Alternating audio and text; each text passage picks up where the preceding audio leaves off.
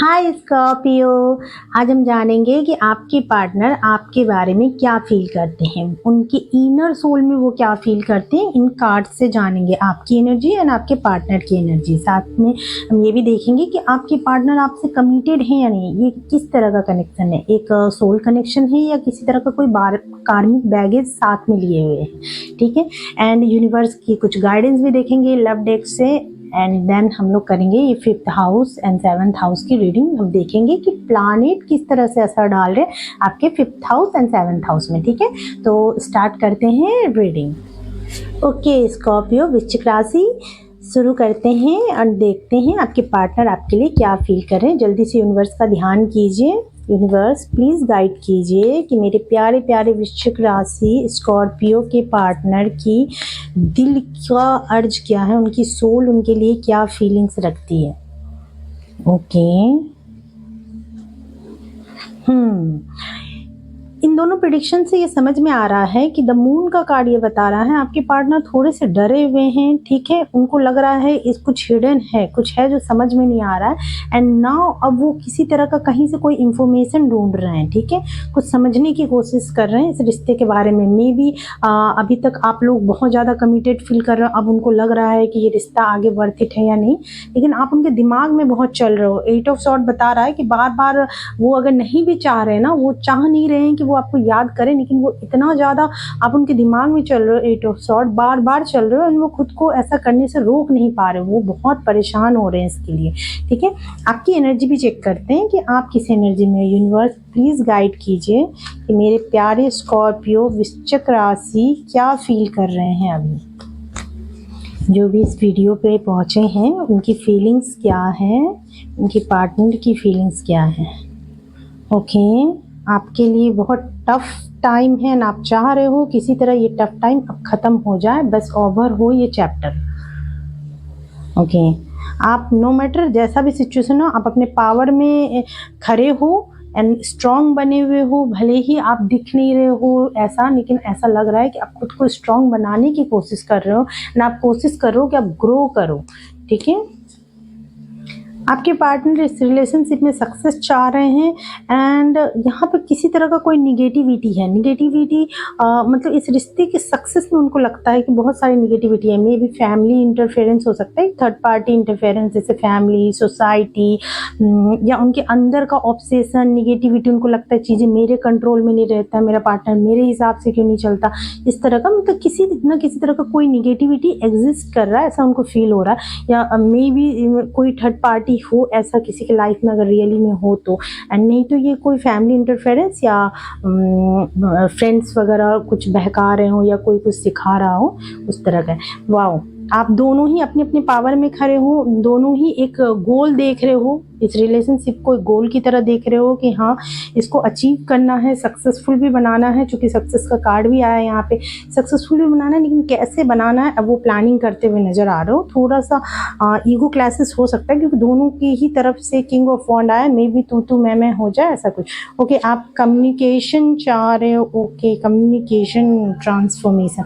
Okay, communication नहीं हो पा रहा, ये किसी के लिए प्रॉब्लम हो रहा है या फिर आपके रिलेशनशिप में जो कम्युनिकेशन होता है वो कुछ ऐसा हो जा रहा है जो आप नहीं चाहते हो। जिस तरह से मतलब मान लो आप लोग नो कांटेक्ट में हो तो आपके कम्युनिकेशन नहीं होने की वजह से परेशान हो, आपको लग रहा है ये ट्रांसफॉर्मेशन बहुत पेनफुल है, लेकिन इसकी वजह से कुछ ट्रांसफॉर्मेशन भी आ रहा है। एंड आप इन कांटेक्ट में हो तो आप लोग इस तरह से कम्युनिकेट कर रहे हो जो कि प्रॉब्लम क्रिएट कर रहा है यहाँ पे। लेकिन आप चाहते हो कि एक वो एक्साइटमेंट आए जो पहले था, वही एक्साइटमेंट आप फिर से चाहते हो इस रिलेशनशिप में। एंड बाहर बारिश हो रही है, प्लीज़ आप लोग माइंड मत कीजिएगा, इस वजह से थोड़ी बहुत नॉइज आ सकती है। ओके, आपके पार्टनर को लगता है कि ये रिलेशनशिप कितना अच्छा है। जो भी हुआ है आप दोनों के बीच में अभी रिसेंटली में अगर कुछ हुआ है तो वो उनके लिए बहुत पेनफुल रहा है, बहुत पेनफुल है। उनको लग रहा है कि बहुत मतलब आप दोनों का रिलेशनशिप इतना अच्छा है, इतना प्यारा है, इतना प्यारा था कि आप उनके दिमाग से नहीं निकल रहे हो। इसीलिए 8 ऑफ सॉर्ड आया था यहाँ पे।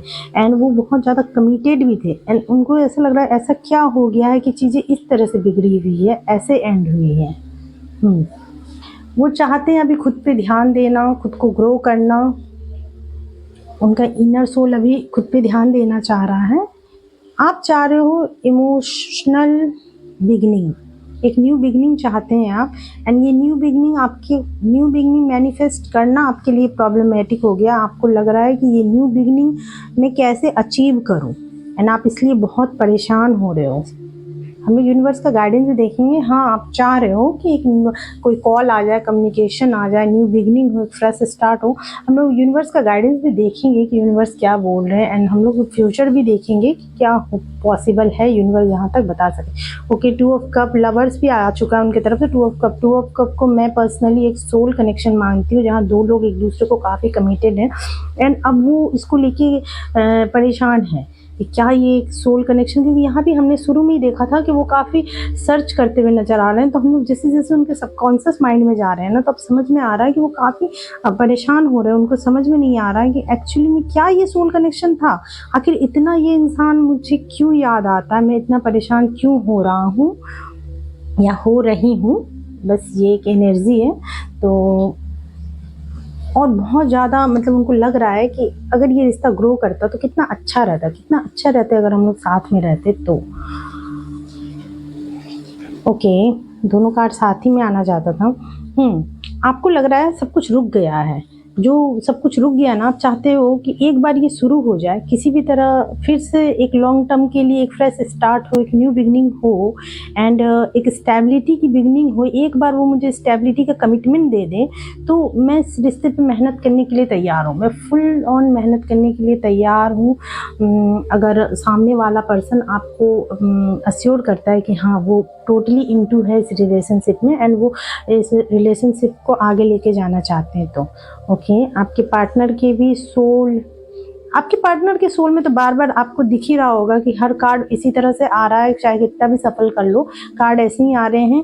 कहीं ना कहीं यूनिवर्स बोल रहे हैं कि अभी जो उनका टाइम चल रहा है ना, वो टाइम ऐसा चल रहा है कि वो बहुत इंट्रोस्पेक्ट कर रहे हैं। जहाँ हम लोग ने हर्मिट के कार्ड से देखा था ये चीज़, बहुत डीप डाउन सोल सर्च करते हुए नज़र आ रहे हैं। उनको समझ में नहीं आ रहा है कि एक्चुअली में हो क्या रहा है। अब हम लोग यहाँ पे यूनिवर्स के तरफ से देखेंगे कि यूनिवर्स फ्यूचर के लिए क्या बोल रहे हैं, कि फ्यूचर में क्या पॉसिबिलिटीज़ बन रही हैं। ठीक है, इससे हम लोग को समझ में आएगा कि एक्चुअली में पॉसिबिलिटीज़ क्या। यूनिवर्स प्लीज़ गाइड कीजिए प्लीज़। ओके, एक पीस, एक हारमनी। काफ़ी चैलेंज के बाद एक पीस एंड हारमनी आएगी आपके रिलेशनशिप में, लेकिन इस पीस एंड हारमनी के लिए आपको अपने सेल्फ वर्थ पे ध्यान देना पड़ेगा, ग्रोथ पे ध्यान देना पड़ेगा। एंड अगर आप ऐसा करोगे, अगर आप लोग अपनी सेल्फ वर्थ एंड ग्रोथ पे ध्यान दोगे, तो आपको यूनिवर्स ब्लेस कर रहे हैं कि आपकी विश फुलफिलमेंट होगी यहाँ पे। ठीक है, आपको ना अपने सोचने, अपने पर्सपेक्शन को ना, अपने पर्सपेक्टिव को ना चेंज करने की ज़रूरत है। आपको डीप डाउन सोल सर्च करने की ज़रूरत है, ऐसा यूनिवर्स कहना चाह रहे हैं।